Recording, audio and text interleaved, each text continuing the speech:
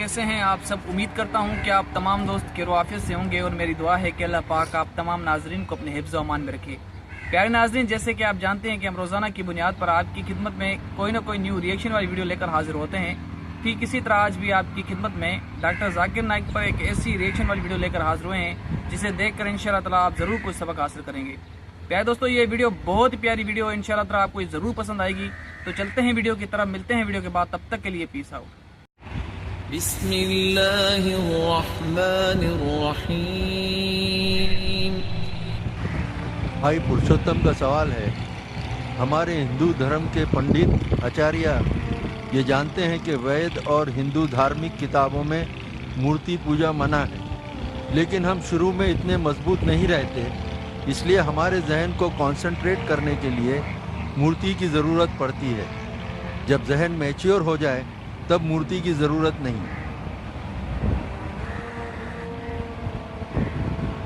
भाई ने सवाल पूछा था कि हम जानते हैं हिंदू धार्मिक किताबों में लिखा है कि मूर्ति पूजा हराम है, मना है, लेकिन क्योंकि कंसंट्रेशन के लिए पहले पहले हम मूर्ति का सहारा लेते हैं, बाद में जब हम मैच्योर हो जाते तो ज़रूरत नहीं। अगर मान लो जो आप कह रहे सही है कि पहले पहले इनिशियल स्टेज में आपको ज़रूरत है मूर्ति की इबादत करने के लिए, बाद में जब मैच्योर हो जाएंगे तो ज़रूरत नहीं, तो मैं ये कहना चाहता हूँ कि हम मुसलमान ऑलरेडी मैच्योर हो चुके हैं, हमको मूर्ति की ज़रूरत नहीं इबादत करने के लिए।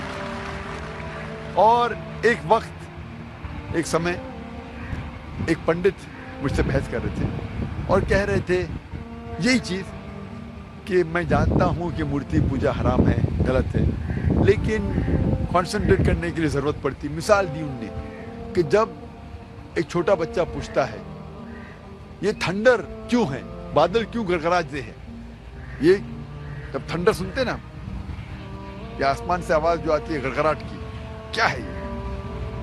तो पंडित कहने लगा हम कहते हैं बच्चे से, क्योंकि वो नहीं समझ पाता है, कि आए माँ चक्की पीसती है। आसमान में आई माँ, नानी चक्की पीस रही है, क्योंकि बच्चा है, क्या समझेगा।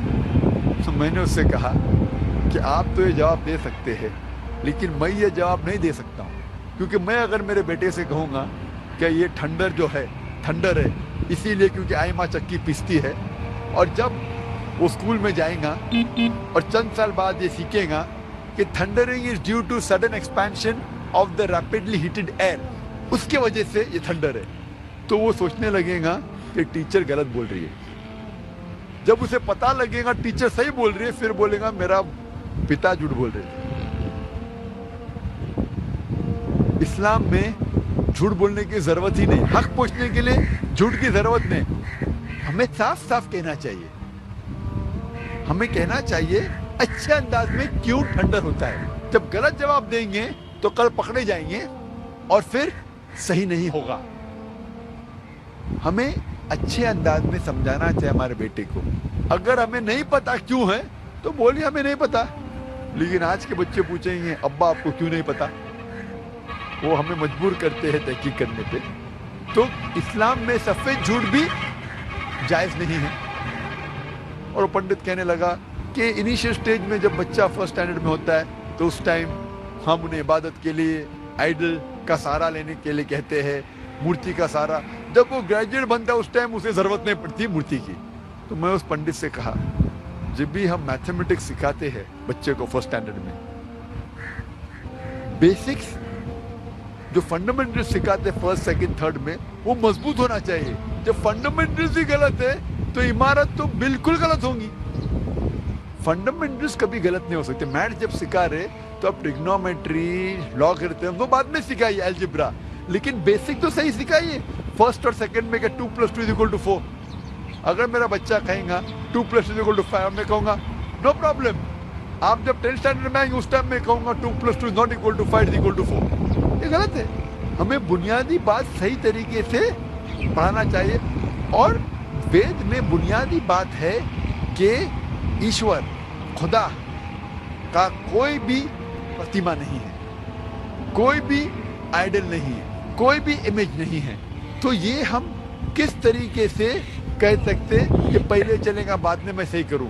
जो चीज़ गलत है गलत है, ये हमारा फर्ज है कि उनको बताएं कि आइडल वर्शिप गलत है, बुत परस्ती गलत है, और सही चीज़ है कि सिर्फ हम एक खुदा की इबादत करें जिसका कोई भी प्रतिमा नहीं है। Hope that answers the question. अस्सलाम वालेकुम डॉक्टर साहब, मेरा नाम अमित कुमार है और मैं पेशे से मैं पेंटर हूँ, आर्टिस्ट हूँ, और मैं महाराष्ट्रियन फैमिली से बिलोंग करता हूँ। और मैं एक्चुअली ये जो सिकंदर भाई हैं उनसे मिला और उन्होंने मुझे इस्लाम के बारे में बताया, अल्लाह ताला के बारे में बताया और कुरान शरीफ के बारे में बताया, और उनके जो रसूल हैं उनके बारे में बताया। तो इसके बाद में आपकी जो लेक्चर की सीरीज़ है वो उन्होंने मुझे दी और मैंने देखी और बहुत सारी बातें जानी। अभी हालात ये है कि मैं रात को कुरान पढ़ता हूँ, मैं मराठी में कुरान पढ़ता हूँ, और उसके बाद मैं सबके लिए दुआ करता हूँ, और जो मेरा दिल है अभी एक मोम की तरह पिघल गया है। और ऐसा होता है कि जब मैं कुरान पढ़ने लगता हूँ तो आंखों से आंसू आते हैं।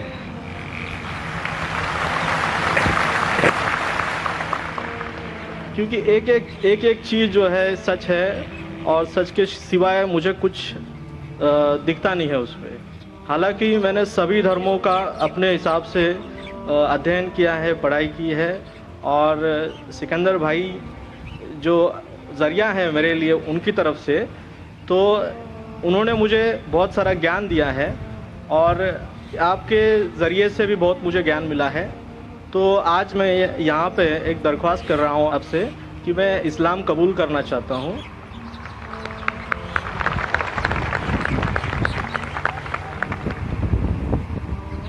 माशाल्लाह, भाई साहब ने कहा है कि कई वक्त से वो मुताला कर रहे थे इस्लाम के बारे में, और अल्हम्दुलिल्लाह मराठी में कुरान मजीद का तर्जुमा भी पढ़ चुके हैं, और जब भी कुरान मजीद का तर्जुमा पढ़ते हैं उनके आँख से आंसू निकलते हैं।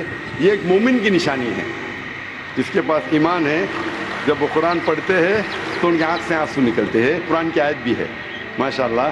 और भाई साहब को माशाल्लाह काफ़ी ज्ञान मिला, इल्म मिला इस्लाम के बारे में, उनके दो सिकंदर भाई से और मेरे कसर के ज़रिए भी। और भाई साहब इंशाल्लाह इस्लाम कबूल करना चाहते हैं।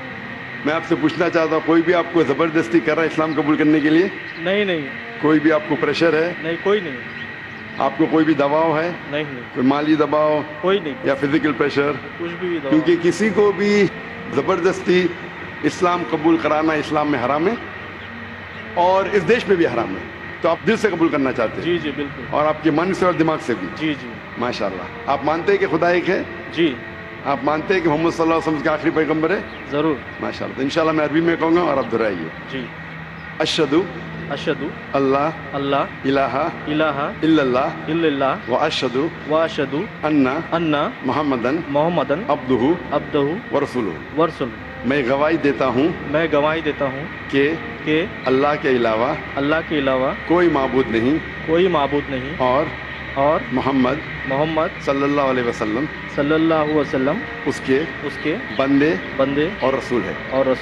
माशाल्लाह, आप मुसलमान हो चुके।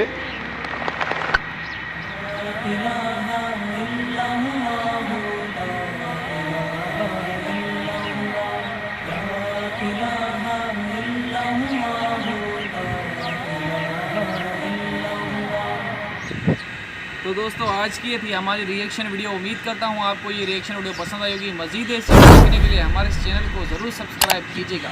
इसी के साथ अपने भाई को दीजिएगा इजाज़त। अपना बहुत सारा ख्याल रखिएगा। अल्लाह हाफ़िज़।